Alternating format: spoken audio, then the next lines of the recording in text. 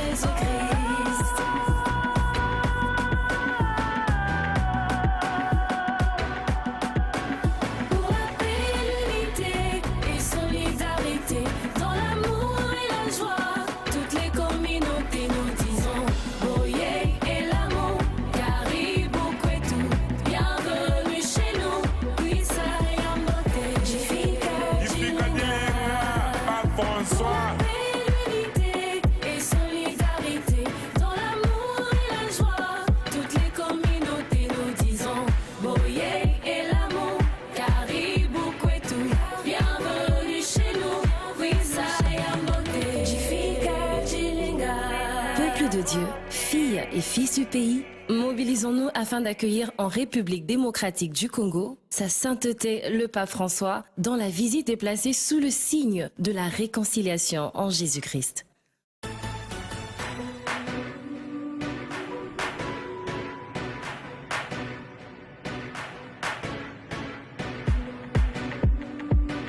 C'est une visite historique parce que ce n'est pas régulier de recevoir la visite du Saint-Père. La dernière, c'était en 85, 37 ans plus tard. Et donc pour nous, c'est un événement qui va symboliser beaucoup de choses parce que vous savez que le pape suit de près la situation en République démocratique du Congo et régulièrement, lors de ses prises de parole, il évoque la nécessité de la paix. Il prie pour les Congolais. Et le fait de le recevoir dans nos terres est tout à fait historique comme événement, mais aussi symbolique parce que la visite du pape, c'est aussi de la compassion, c'est aussi une expression de solidarité aux populations congolaises qui ont été longtemps meurtries par la violence. Et donc nous, comme gouvernement, c'est plutôt un privilège pour nous d'être là en ce moment et organiser la visite du souverain pontife.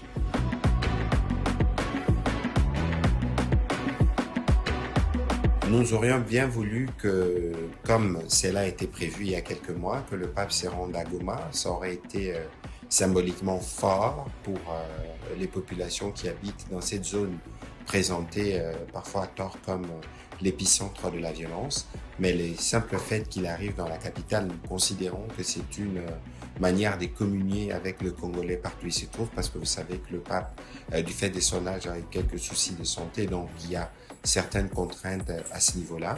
Mais Kinshasa sera ce jour-là véritablement la capitale où tous les Congolais viendront de toutes les provinces, non seulement pour assister à la messe du pape, mais particulièrement pour les populations qui sont directement touchées par la violence.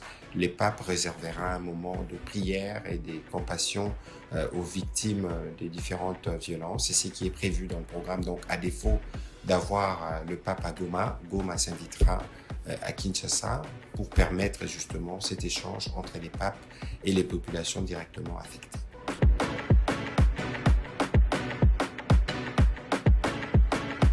Vous savez que la République démocratique du Congo est réputée notamment pour son sens de l'accueil à la population congolaise et de réserver justement un accueil chaleureux au souverain pontife. Lorsque vous recevez un messager qui plus est un messager qui vous apporte un message de paix, de soutien, de réconfort.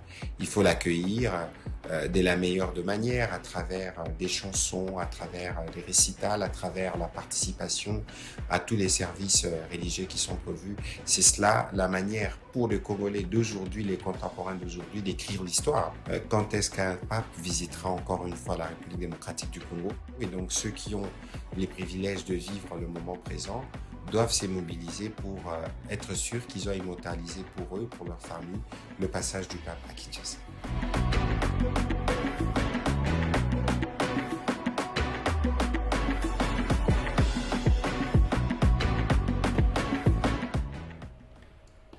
Jeudi 26 janvier 2023, Mbote Nabino Sosika Bozali, République démocratique du Congo, héritage, la famille Tshisekedi, la famille Kabila, la famille Bemba, la famille Mousito, la famille Kengote, la famille Katumbi, République démocratique du Congo, héritage, la Congolais Nyonso, Batnyonso Moté, Malamu, Batamoté, Mamabe, Boyoki message à ministre Patrick Mouyaya, Papa, quand il a biso à Mokolo à mardi, Bandeko pardon, tout dans la tête de Moko responsable, Miyibi Nabiso, les amis à gouvernement, les amis à Balabala, les amis à Nzela, vous avez ça au tenir, Moko Boyazo, Ben Angoso qui tenait, Mozo, quand la carte à ma voiture, à Batubiso, tout se comporter dignement. Le gouverneur, pardon, Maramabouka Batu, les lois à Rivière Kalamu, Zela, là, le papa Kende, pour yo, peut-on Marambarotou, au Longoli Kinshasa, la 25 villes les plus sales du monde, Tondimi, Wanayo Mutolobi, mais ce que Kende, au commis, aux zones de la rapport Kende Bralima, les Alanzelani, Inao, les Kango Moukaven, à Balabala, au Kende Bralima. Balabala, au bout de la gare centrale, au côté, il y a un flambeau, te Kassai, te la gare centrale, aux pouces, à n'importe quel type de Bralima. Côté à flambeau. Flambeau, hein? Quand niveau mauvais à la wana niveau tonda ina bo soto gouverneur wana zo pesa ça pon wana nanu te pon ba on a travaillé kanga ki ngolobi bazo boazu ba bo soto ba boaki na c'est pas muto le kate gouverneur wana zo ebisa biso le côté je go côté kuno zo le kate côté kuno go le kate côté kuno go le kate côté kuno zo boya go le ka po bike bo soto za mo mingi to yokana papa zoya munamu katika agarde na bande neti papa ko kende po so kite to ko tuna na makambo tokotuna toyokana tovanda na mutavanda esika na ye atanta moko mosusu esalamaki mokolo alobi bombe moko ezalaki explosé susu mokolo alobi na partie est ya République démocratique du Congo bandeko bacongolais tozala beaucoup plus responsable na conduite na biso eza baacte moko ya terrorisme oyo maleme ekomi kokota na mboka na biso tokanisa nini après attaque à Sukhoi attentat. Est-ce qu'on ne devait pas réorganiser notre armée? Est-ce qu'on ne devait pas donner plus de moyens à l'armée Nabiso pour être ébattre la mboka Nabiso Malam? Na 4 ans, Félix Tshisekedi, que devons-nous retenir na bilan? Processus électoral. La veste face à l'objet que 25 jours on est insuffisant. Est-ce que est-ce que le reste à calendrier allait toucher? Est-ce qu'on n'a pas déjà dressé les lits à glissement? Des listes sans annoncer candidature comme candidat président de la République. Beaucoup de vidéos, une émission, des invités, Maître Patrick Tinda, il y a MLP, Maître Patrick Tinda, les célébrissimes. Nicolas Azan, logo moko lycée, c'est moi chinois. Un adage chinois, n'a plus ça le chinois. Et puis Maître Fabrice Pelende, un cadre, il y a MLC, Jean-Pierre Bemba.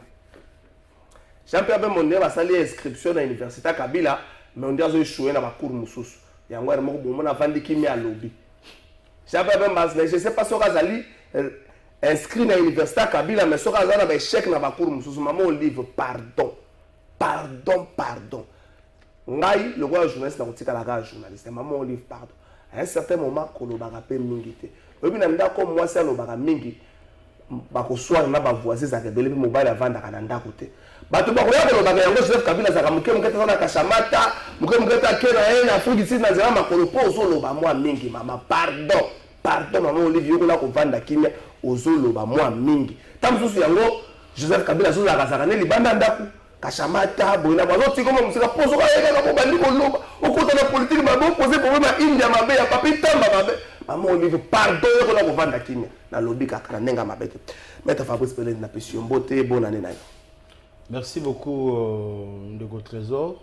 Merci encore pour l'invitation. Na pesi ba imboka bazolanda biso na ndako na mwa oyo mbote na pesi co-débatteur na ngambote équipe technique Mobimba. Je pense que toko za la responsable na débat oyo ya mokolo lelo pour permettre ba yimbo kabaye ba ko ajouter un plus pour na ko yeba ko tonga mboka na biso. Merci maître Fabrice Pelende, moi na limité né grandi à limité atangi na Saint-Théo akeba internet na bando no moi na bena limité. Maître Patrick Tinda na pesio pembote. Mbote mwana mboka. Mbote na co-débatteur ndeko na ngai Pelende. Mbote na bana mboka bino ba ebanso bopalangani mokili mobimba mwana mboka mwana suka oboko benga. Maître Patrick Tinda mongali bonga mwana okata ongolo obusheshe apesi bino baso mbote na ko profiter ndeko mopanzisa ngo na émission na yo émission kitoko émission ya peuple na pesa bongo mbote na bana MLP banso ba cadre tout combat militant mais plus particulièrement na mwana mboka Frank Diongo na bosa na te bana ya funa mwana suka Maître Tinda mongali bonga apesi bango baso mbote. Merci. Encore un autre attentat. Après attaque, il y a Sukhoi Nabiso, Maître Fabrice Pelende. Devrons-nous réorganiser notre armée?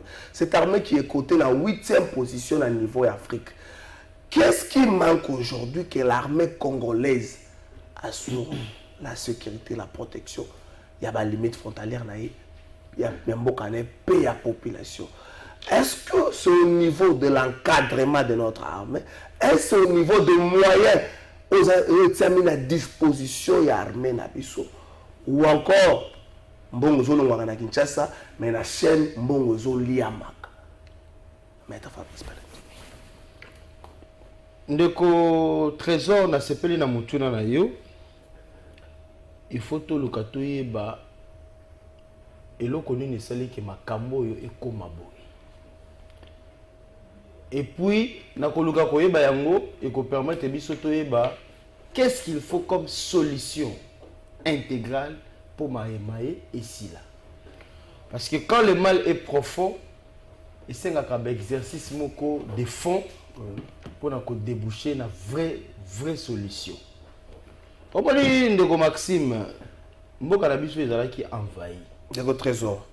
Oh, excusez-moi mon frère, na oti pas Maxime. De trésor. Omoni mboka na biso ezala qui envahi. Tokozonga na histoire té, mais il y a eu une force d'occupation où il est parvenant même bien comme dans l'institution na biso. Et à travers passage wana armée na biso et ba ki kozala infiltré.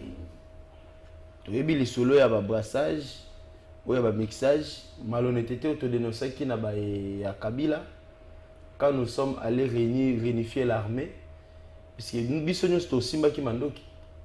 Mais biso MLC to pesa ki ba imboka bakota na armée. Okoyoka te MLC pesa mutu moko bo aza nationalité moko bo yakota na armée te azati. Mais de l'autre côté de la Kabylie, malhonnêtes qu'ils étaient. Non seulement Kabila a la gestion, on va peut-être RCD. Non, mais je sais pourquoi nous avons placé Bangonio sur l'autre camp. Okay. Parce que RCD, on a Ezakobe, AFDL, on a tous ces missiles RCD. Donc, même origine, Bangonio sur les logos manquants. Donc, il y a un moment où il y a la Kabila, donc, Jean-Pierre Bemba Farah Télé. Et adressa ligne de conduite, et même sur la San City. Mais elle toke toyokani biso toye na ngonde tolobi ezalaki ba imboka bato ya l'autre cas non seulement baya na ba imboka oyo bazalaki vraiment na impact majeur mais tout le monde a plus ba éléments étrangers à l'occurrence ba rwandais ba burundais ba s'infiltrer ba kena na ba processus ya ko créer ba groupe armé pour ba lukaka ba conciliation de paix. Basa la intégration à travers Bakor Wana, Bakot Sabarwane, Otomoni, qui n'a parti à Est, il y a les 3/4 des généraux, il y a Congo Mobimba.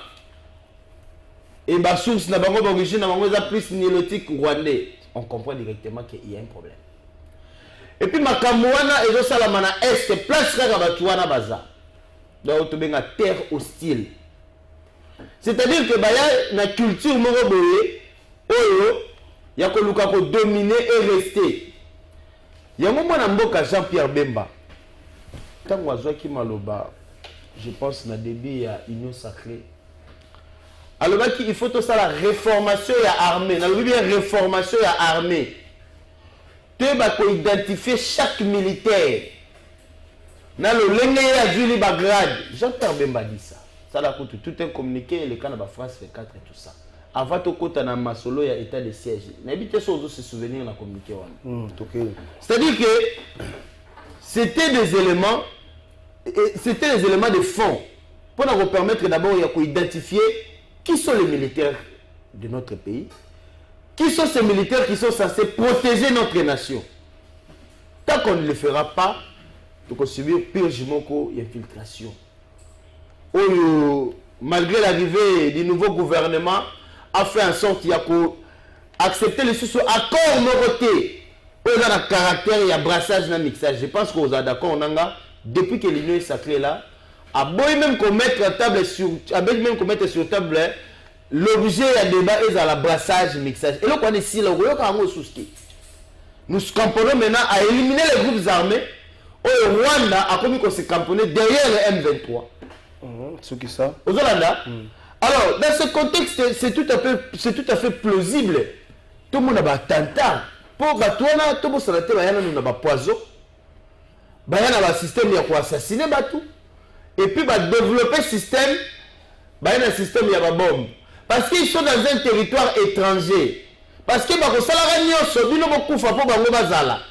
l'objectif, c'est de démoraliser les Congolais. L'objectif, c'est faire fuir les Congolais dans le territoire pour gagner l'espace. Et au-delà de ça, l'argument qui prévaut, c'est la race. Malgré tous les débatteurs dans la plateau, mais qu'on a développé la philosophie et l'hypothèse de la race. On met Patrick Tinda. Attaque à Soko. Deuxième bombe explosée. Est-ce que la République démocratique du Congo est allée condamner pour vivre dans la situation éternellement? Bazo fongo la banquette. Bazo tanga responsable. Qu'est-ce qui empêche que notre armée atteindre les forces négatives, que ce soit des mouvements rebelles congolais ou étrangers, avant peut-être de parler autre chose, négociation et autres. Merci, Ndeko. Tikilanga petan, Nengo Pessi, Ndeko Pelende. Vas-y. Kulutunangai Pelende, Nalandio Nabo Kebi. Eloko moko na koyebisa yo ya mboete na banda ezali na ba âge oyo moto akikotia sentiment na vie. Ezali na ba âge oyo moto akotia sentiment na vie te. Ezali na âge oyo moto akozala flatteur. Ezali na âge oyo moto akozala flatteur na bomoi te. Kulutu totika sentiment bande ko bakowa. Kulutu Jean-Pierre Bemba oyo ezalaki espoir pour na ba Congolais. Laissez-moi vous dire, dans MLC, aujourd'hui, vous êtes décevoir peuple. Vous êtes aujourd'hui dans mangeoire. Bolandi, Félix Tshisekedi, Oyobiso, MLP, si ma Maniola, tout le monde était azali espoir déçu. On pensait, il y a des Congolais qui pensaient que le fait il y a Mwanamboka, Jean-Pierre Bemba, Kokende Pene, il y a Etienne Tshisekedi et il y a Félix Tshisekedi, solution, il y a Passia Congolais et Kokamata Bongo, solution. Mais laissez-moi vous dire que vous posez diagnostic Mabé. Lorsque déjà diagnostic ou to kanisaki que le fait il y a Mwanamboka, Félix Tshisekedi, il y a Kobenga, Bato Banso, ou bazana motema molamu pour bakende ko tsayi maboko au penser ya makambo ebele ya malamu et bongwana. Vous avez accepté d'aller l'accompagner, mais si ma yakotala to moni que il y a des surplaces makambo ko kende na alimate to ko sala zunguluke ndebiso na MLP to moni que diagnostic oyo meki mo ko loba mais au s'embrouiller diagnostic vous posez en malamu te ne saliété thérapeutique et poser problème. Lorsque diagnostic, ezali kwa monganga oyo ko tâtonner na malade, akukoli malade te, akopesa mono ya malamu te. Kulu tolobi bino na union sacrée boboyi bongo oyo babengi brassage mixage. Oui, boboyi ma vous avez fait pire que ça. Comment vous avez fait pire que ça? Tango bokamati ekolo pokei koyingisa yango na communauté africaine Est, c'est plus que brassage et mixage. Et vous avez appelé des armées yaba ekolo oyo bazali mosika biso tozali 8e na classement na Afrique.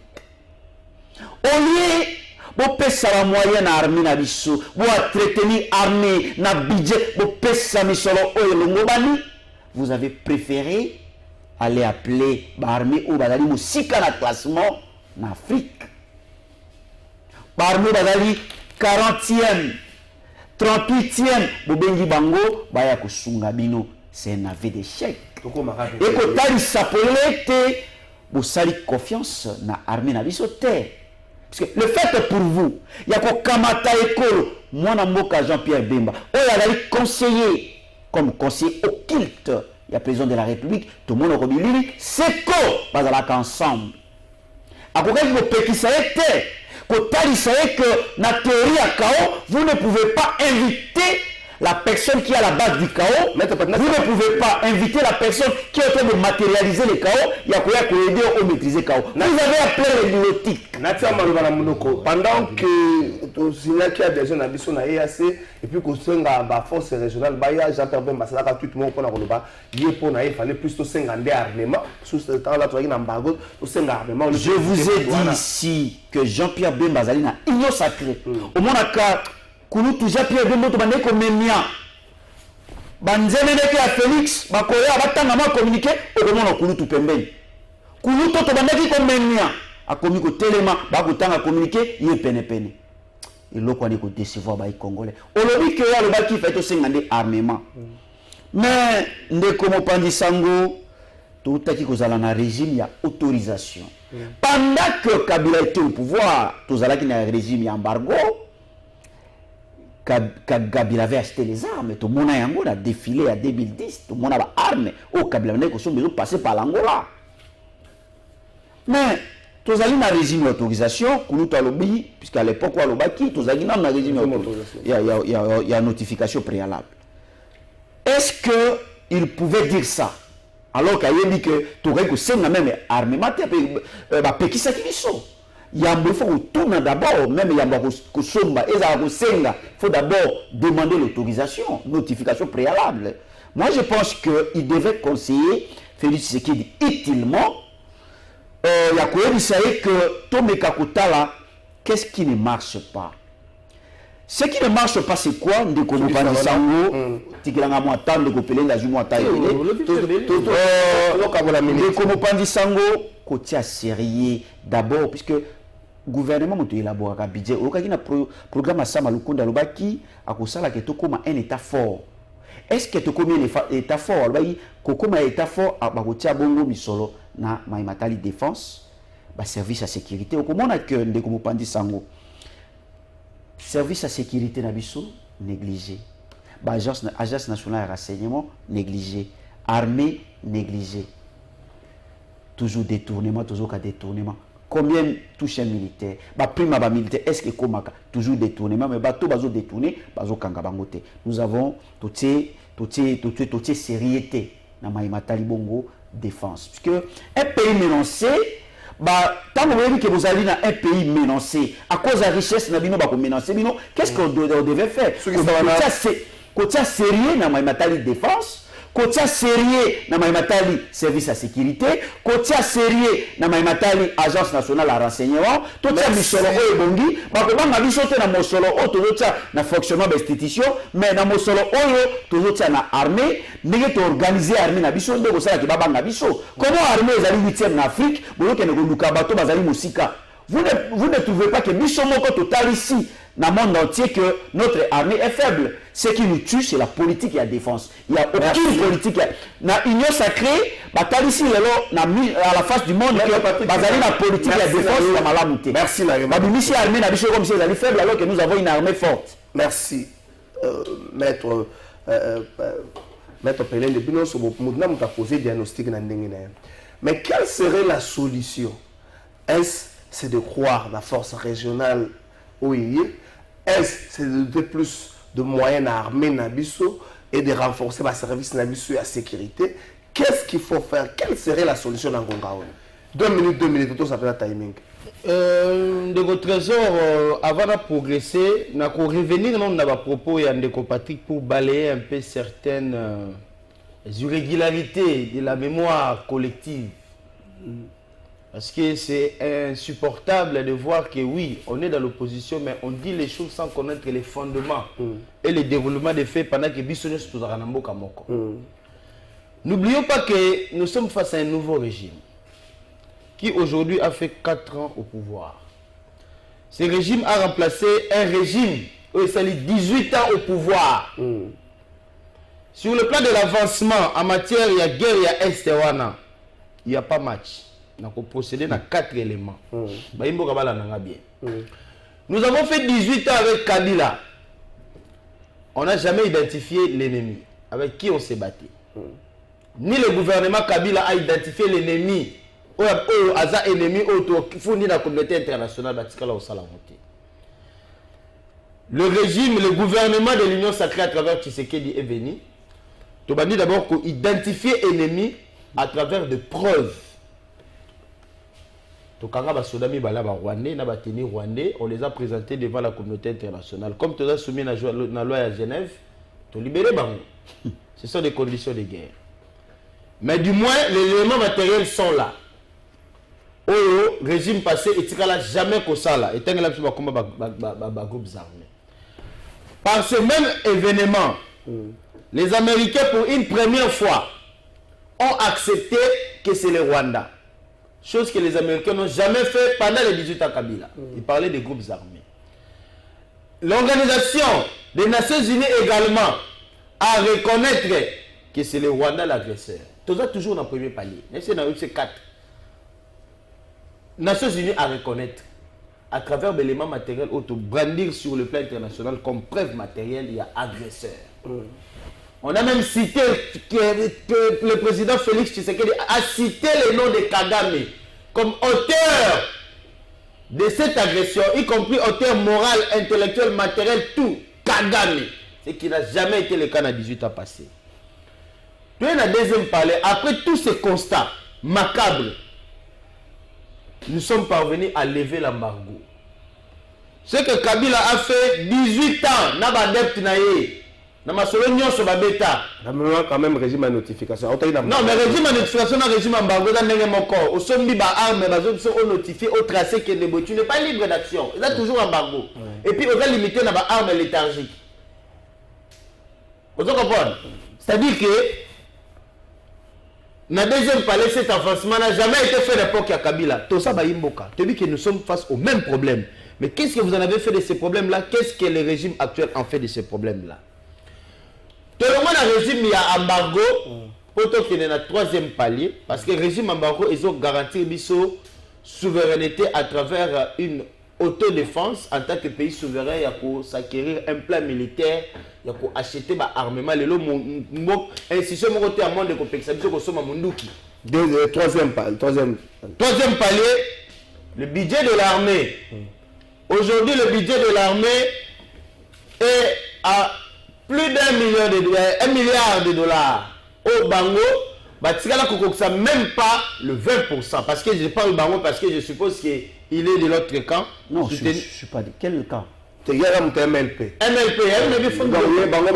hostile aux actions du gouvernement. Il y a un plaqué dans ce camp. Il n'est pas hostile, il s'oppose. Il est opposant aux actions du gouvernement. Il y a un plaqué dans le camp des opposants. Mais aux opposants. Vous considérez les gens du FCC comme des opposants? Ben oui, il faut aussi vous êtes des opposants. On ne les considère pas comme des opposants. Les journalistes, c'est juste arbitre. Quand tu as un problème, il y a un débat. Et quand tu as débattu, les opposants acceptent ton statut politique. Budget n'a vu ce place comme il est là. On ne pouvait pas imaginer, mon frère, toi dans la série. Avec quelle répercussion? Non, Bidjona est dans la loi de finances, tout est intellectuel. Ils ont en 2023. Ce n'est pas encore matérialisé, effectif. Et que ça, la manne, et nous aurons acheté tout ce qu'il faut parce que tout dans un régime libéral, traçabilité, embargo, ni les signes. Tu as une minute. Parler à sous cannabis, on va ça la thé. Et vous avez la déclaration de guerre. 4e palier. Parce que, mais quelle est la chronologie des faits? Dans 4 ans, on a fait tout ça. Et qu'est-ce qui nous empêche de déclarer la guerre au Rwanda? Du moment où nous avons encore un élément de taille, acte salami à vandalisme, avion étranger, à Rwanda, bombardé dans l'espace congolais, bombardé avion congolais. On va partir à C. Oh, comment tu dis ça? Moi, j'ai suivi ça en France 24 et nous avons brûlé. Non, on a France 24 et nous avons brûlé le peuple congolais. C'est pour dire que cette violation du territoire, cette violation de souveraineté, ils ont encore un élément de taille aujourd'hui sur le plan de la politique internationale que le gouvernement congolais peut brandir pour faire une riposte solennelle au engagement de guerre. Et même dans le Bible, on va s'attendre à la guerre à la totale. Ça va toucher tous les Congolais. Parce qu'on veut qu'il y ait intégrité de ces pays, on doit s'attendre à un sacrifice suprême des nationaux. Et l'objectif, c'est reconquérir le territoire national. Où ils allaient occuper. Merci. Ça s'appelle de Romain Bozui. 3 minutes, c'est une dimanche à 3 minutes. La guerre, on sait tous quand ça commence, on ne sait pas quand ça finit. Mais côté obscur, il y a guerre, il y a Maître Patrick Tenda. Quelle serait la solution? Pour la Maître Fabrice, et c'est nous déclarer guerre. Na bande quoi na apesi va palier il y a évolution tu to na phase où déclarer guerre. Tout à fait. Répliquez par là. Merci mon amboka kulutu pelende na landio na bokebi olobi le gouvernement a réussi ko sala même oyo à l'époque à Kabila batikala ko salate. Effectivement. Mais laissez-moi vous dire, Kabila ne gère plus. Kabila ne gère pas. Kabila tike di binu nyonso. Akene ko pema na mwa kinga kati na mwilo kone asala azopema. Bonjour, je me pose la question, pourquoi Bosala a toujours allusion à Kabila? Bobundi po ete tango bokoma na ebonga bo pesa bana mboka solution. Bana mboka bande ko bika na sécurité tango bino bokoma bo pesa bango bo komisa bango na sécurité. Mais tango to so makambo la nanga na bokebi yo komaka vas-y.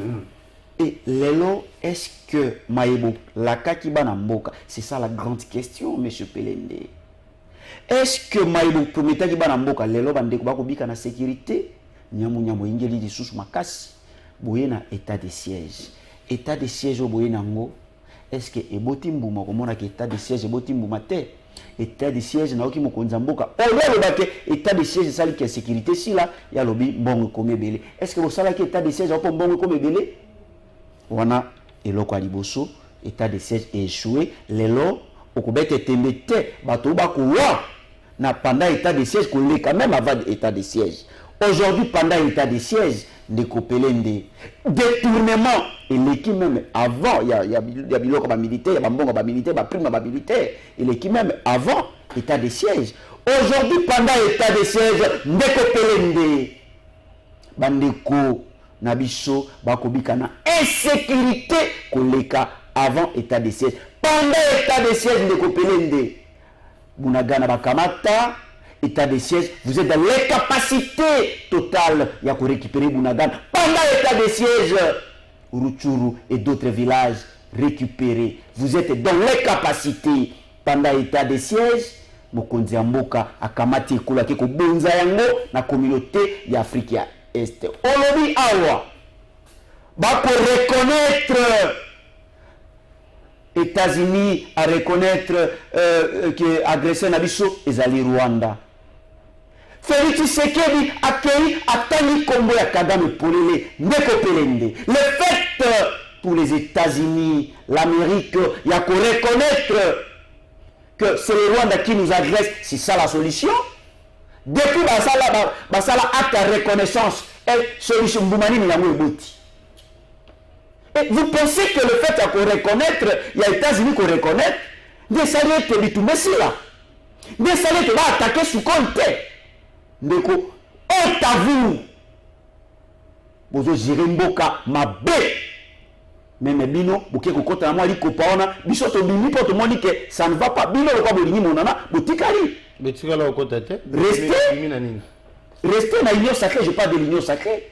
Restez dans l'union sacrée. On soutenait le président de la République, on a quitté. Vous quittez pourquoi? On a quitté puisque vous avez la question directe. Je vais poser une bamitunate. Ndeko pelende ko désorienter ngaité. Ce n'est pas la politique en bon, biso ça la politique en bon côté. Ko désorienter ngaité. Est-ce que le fait qu'il y a États-Unis qu'on reconnaître les signaux qui dit Messi là? États-Unis à reconnaître mais Ndeko pelende aujourd'hui makambo ko kende toujours de mal en pire. Aujourd'hui Ndeko pelende force régionale nakotatabana nakotapeli na bino bomema biso na EAC awa ba armée zoya ezokota solution nini yango ya apporter ba apporter solution moko te bolobaki na biso ndenge EAC koya bitumbe kosila force ya EAC ba constituer na bango zone tapo ba kobunda te et bozomona ke ba kobunda te. Qu'est-ce que vous avez fait? Vous n'avez rien fait. Merci. Non, vous n'avez rien fait. Banamboka bamoni que EAC ndenge le prometteur qui bango bamoni que ba ko sala le côté banamboka bango moko ba se prendre en charge babani ko tambola pona ko senga départ ya EAC bo bani ko bete bango ba gaz bolingi te banamboka batambola ba revendiquer départ ya EAC o bamoni que ba ko sala le côté. Tout côté l'armée Nabiso, vous, ce que vous êtes en train de faire, vous allez commettre Banamboka gaz, que Pekissa, Batubatamboula Pona Kosenga, Depaya et Asende, comme on dit ça, on peut la citer, Nakoebi Sabande Konabiso, vous avez ici la limite Nabino, vous avez erreur à parcours, vous avez parenthèse malheureuse qu'on doit vite fermer. Et vous oubliez, tout le Kaba Congolais.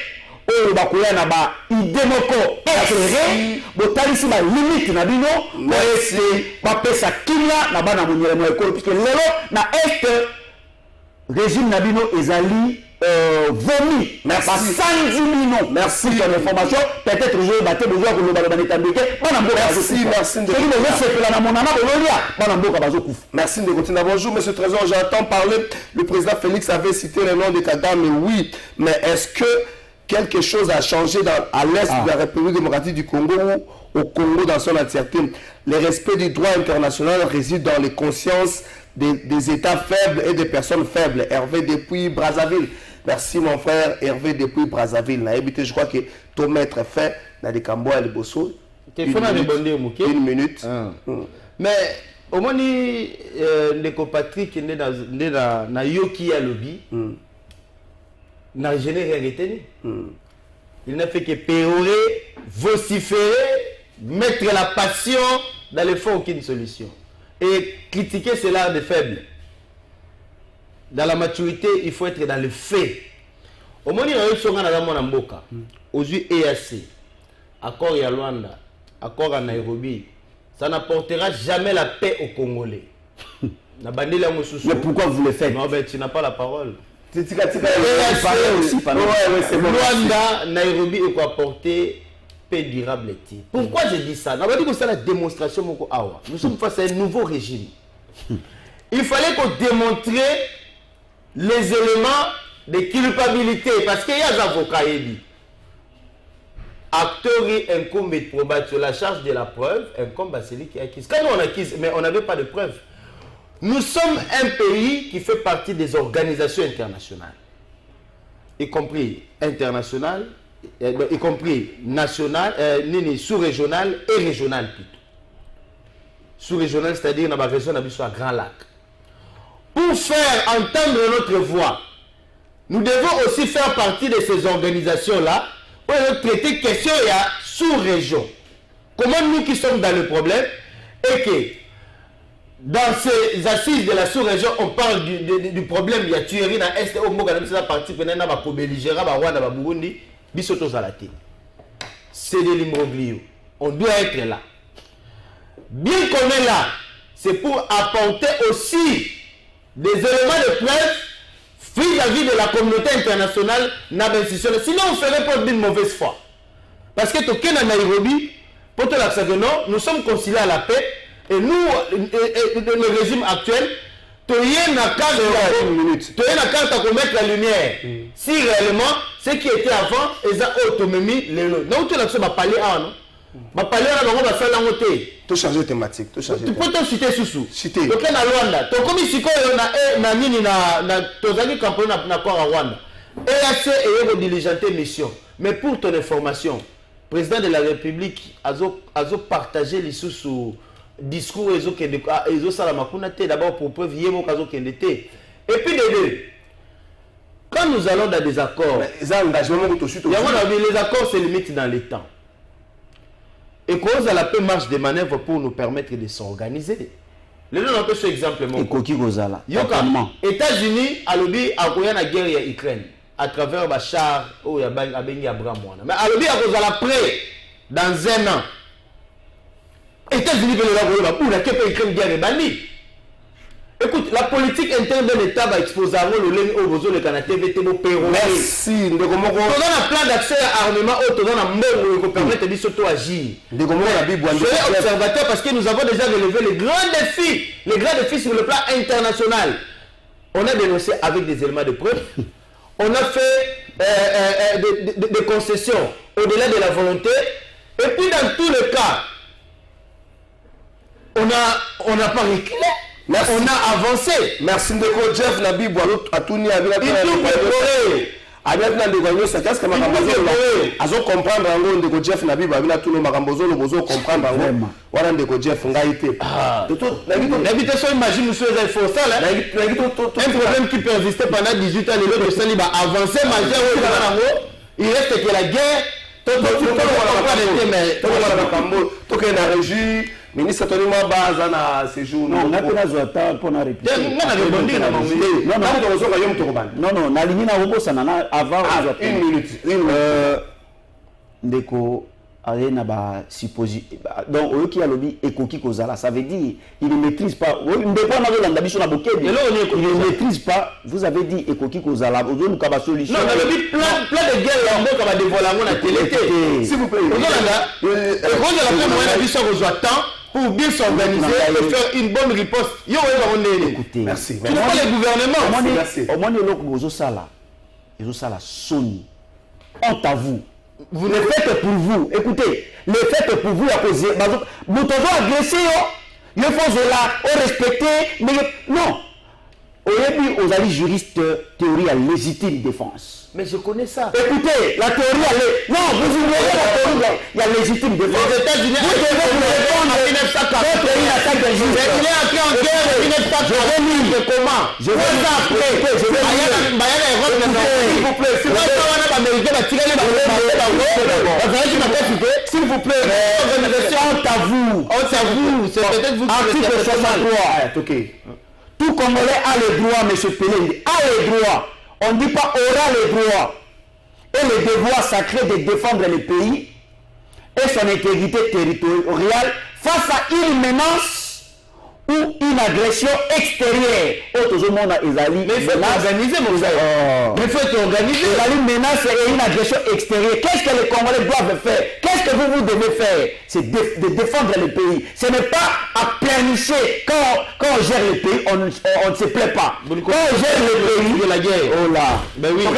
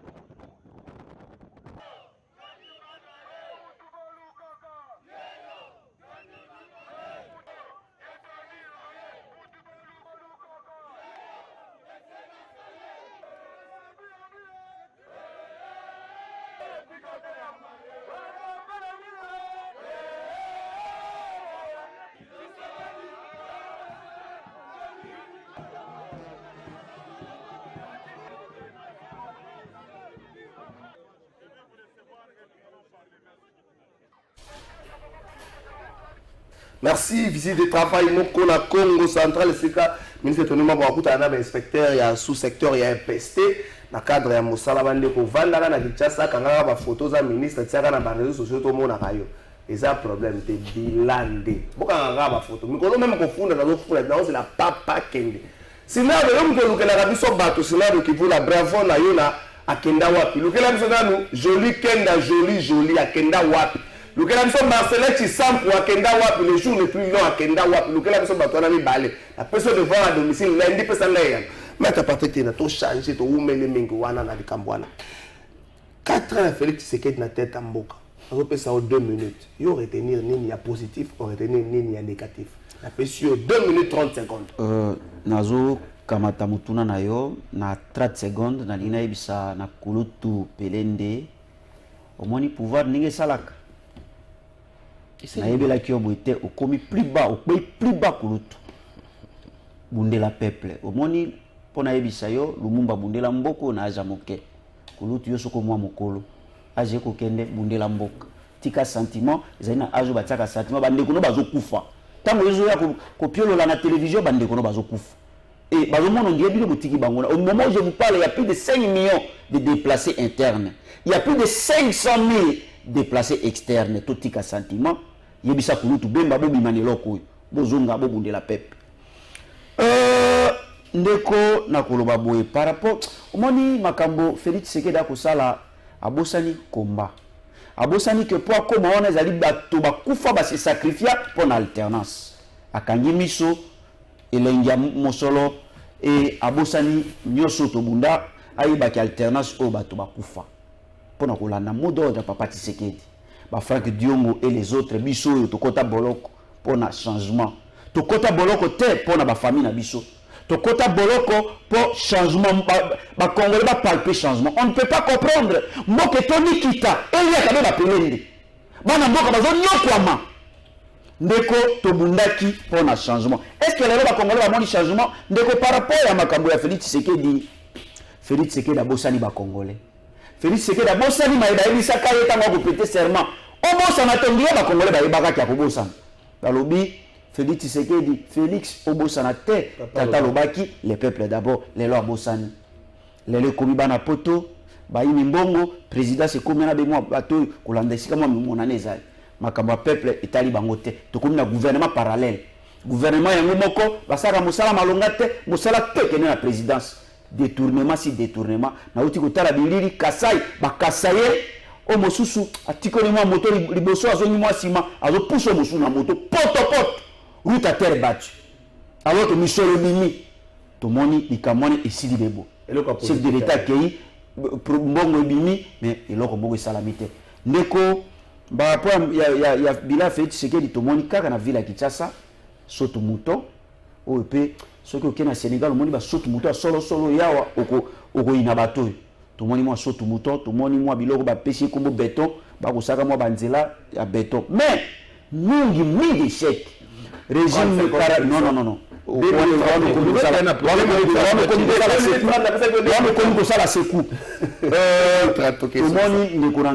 Régime ba promesse basali du peuple le côté ba yibi biso mbongo ram ke kobota université o tila lezo mono noté des fondations na mbujimai ndeko régime oyo caractérisé na promesse ba pesi même kombo prométhazine. Félix Tshisekedi bapesi comme na bana mboka prométhazine promesse si promesse régime oyo ya détournement régime oyo ya injustice et bakanga kabe bato misusu oyo bato na ye bana mai na ye balosa mwa makambo bango bazala kabe ya quitter régime oyo avec tout ce que nous avons. Merci kolanda na cité wana rapport ya FAO de konangai mai miso de kingai FAO a lobby tozali na 10 millions d'hectares ya terre arabe mais 1% seulement si les 10 millions de tozolona. Merci.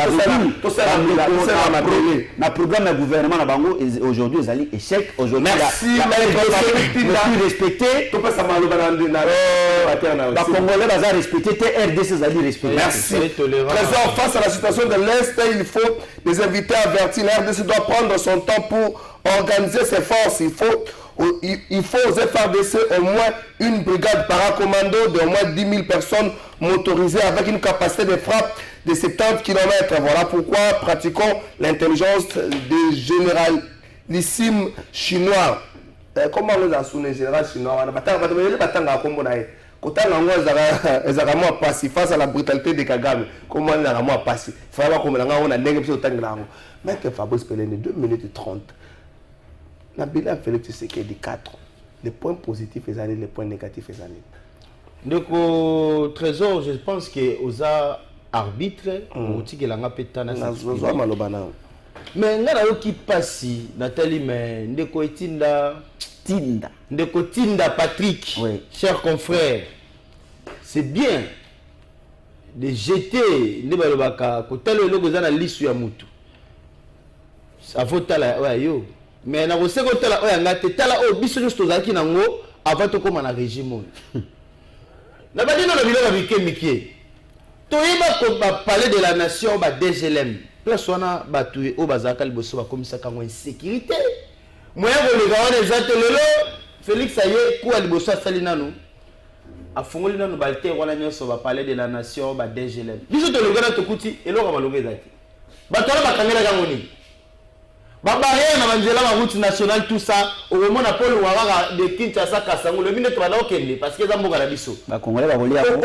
mais écoutez ngana ba yo polobi tout ça le belément avec la 2 minutes 30 yo ko ngana o jeketa nanga kaka seri wana elongwa toyena ba to bakangaki na prison arbitrairement ba prisonnier privé ya Kabila na mukonzi na ye Franck Diongo tebimisa bango nyonso ba Edi Kapel tout on a vidé la prison bango ba mona ngote non il faut pas dire Edi Kapel prisonnier privé à Kabila bon na lobby ça c'est mettre un deux Franck Diongo na dit prisonnier privé à Kabila mais na ya bimi ba bimi bango nyonso c'est-à-dire ba toana tout bakangamaki arbitrairement ba bimi et c'est suite à grâce présidentielle il y a Félix Tshisekedi oh les lois comme le bapé à l'aise na plateau parce que mon candidat ya za libanda il est doit à Félix Tshisekedi par grâce présidentielle. Donc au trésor, Toye, bon, je parle de la partie Union Sacrée, parce qu'il y a une partie qui était gérée avec les éléments cancérés, la Kabylie, et ça la désamogo, il y a brièvement. La situation des agents a été améliorée. Le salaire aux agents de l'État, et ça pratiquement multiplié par 4. Il y a combien de temps? Kabila tu as agent de l'État à combien? Le lot à combien? Tout ça le côté. Ou bien Union Sacrée et ça le côté. Le lot agent de l'État comment la moyen il y a foutre ndaku, il y a lia. Bien que tout comme nous n'avons pas de congé tout ça, mais minimum vital on a garanti. En tout cas sur le plan de l'administration sur ça là dans l'État dans la caméra, vous êtes dans une rémunération de substances qui vous permettre de vivre. C'est déjà une avancée. Ce qui n'était pas le cas, on fout au fout à côté, c'est le côté. Tu as du côté éducation. L'éducation de nos enfants, tous ont conformément à la Constitution. Ils ont été gratuits. Bien que nous déplorons la qualité, d'une part, pas en totalité, dans l'école Moussoussou, il y a encore une réadaptation à faire parce que c'est un processus de perfection. Babandaka Mbamoto comme perfectionnité. En tout cas, l'humanité tout entière est passée par là ou vice là. Éducation banalelo, ils ont amélioré par rapport à ce qui était avant. Tu es sur le plan militaire. Il y a guerre au Kolobé là. 30 secondes. Mais Nazolo Bamouké. Tout est dans 30 secondes, 2 minutes. Tout le monde embargo. Embargo va susciter. Tout dans le régime haut, tout dans la plénitude, il y a armement militaire. On peut acheter tout arme que tous en ont besoin. Moi, on a dit kaka. Voilà, bino, besoin mon angoté. Budget armé. Donc, trésor, avant de la ça, élément par rapport à l'élément de ça, il n'apportera aucune solution à part critiquer. Budget armé, il est là, pratiquement 1,5 milliard dans l'ordre de finances au Robana d'exercice. Est-ce que tout le temps, même Nata au Moussa Zalaka, on n'a jamais parlé de montants de milliards pour un budget armé. Et Bango, ils disent qu'il n'y a rien qui a été fait. Et nous sommes dans un processus électoral en respectant la Constitution, en mettant en place un calendrier électoral où il est conforme à la loi électorale. Merci. Je la municipalité. Le développement des bases des citoyens congolais. Merci. Tous ces éléments-là, vous pouvez les poser au Katanga. Merci. Je ne peuple congolais, parce qu'on a le 2 ans, où cancéré à Kabili, dans les 2 ans que l'Union sacrée est venue, en posant tous ces galons. Mais dire qu'il n'y a rien qui a été fait, c'est de l'attitude collective. Merci, Maître Fabrice Pelende. C'est extrêmement grave pour moi. Merci, Maître Fabrice Pelende. C'est être aigri et nœud. Plutôt dire aux gens qui ne plutôt rien faire parce que le poste de juité, comme ici, il va aigri. Merci. Le fanfaron venir critiquer à tout bout de champ. Voilà ce qui a été fait. Merci, Maître Fabrice Pelende. Il y a tout le monde qui a fait le bateau après ça, on a dit qu'à peine grâce présidentielle. Qu'est-ce que nous allons enseigner à nos enfants dans l'histoire sur le musée Kabila? Je ne suis pas contre grâce présidentielle, mais il y a une partie de l'histoire qui est restée vide parce que tu as dit musée Laurent Désiré Kabila. Grâce présidentielle, on dit oui, merci. Mais est-ce qu'il ne faut pas ouvrir un autre procès pour Batoba Samba, pour réellement Nanya Musée Laurent Désiré Kabila? Kosala mutu mabete lelo poza mwanzo to makasi. Kema mutu wana okuta ta kozala nzota bokono akomi infirmier. Sikoye mutu fa to tonga. Bo fungola dossier ya musée to ba Samba et des capins de bonga Samba. En plus de ça, le principe militaire. Non mais il a déjà été condamné. Non, Kosamba c'est autre chose. Non mais alors il faut pour la dossier. Donc le dossier est clos. Toké Suko. 1 minute 30 minutes 30 monsieur Sili. Service à lobby 25 jours les amours pour na mapona. Toko ekokoka to ezali ya glissement ya makambo tozo kende nango. Merci na reveni nazo ya ndola na motuna na yo.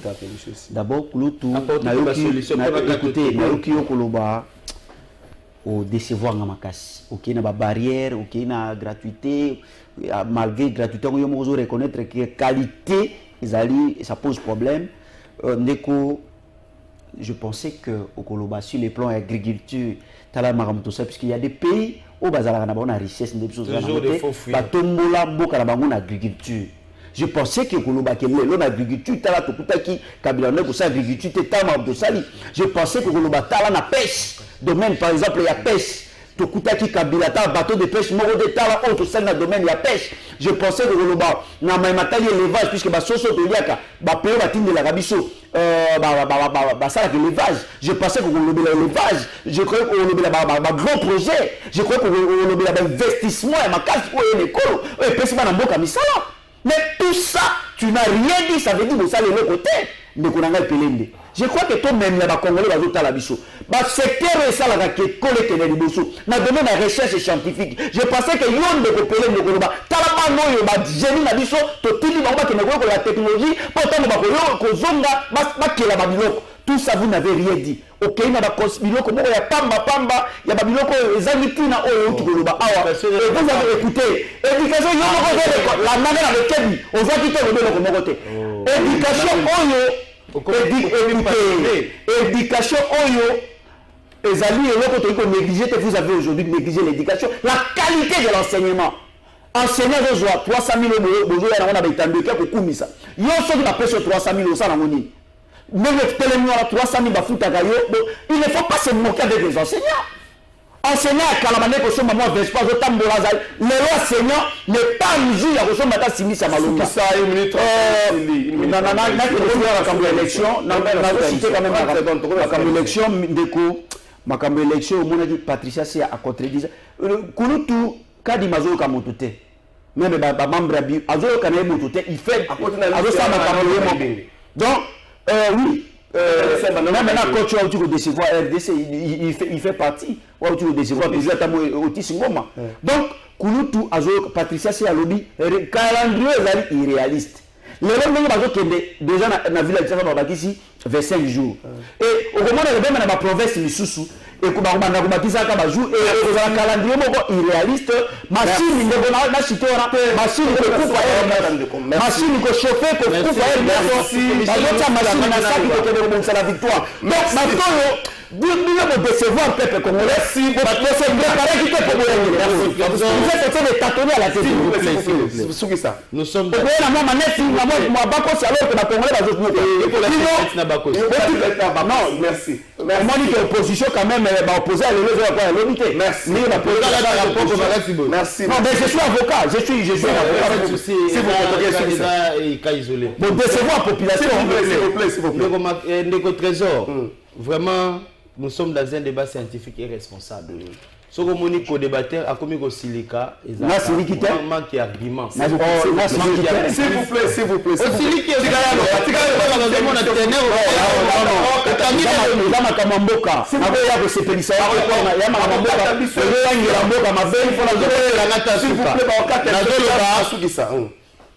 Tozali na pouvoir ya coalition ya union sacrée. Ce n'est pas le MLC qui est au pouvoir.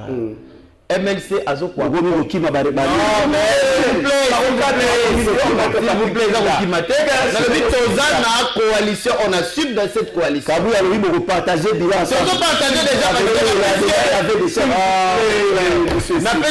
la mission, au Tigani ko ça la proposition à ta mon côté. Na ça la proposition, na ça la proposition. Peut-être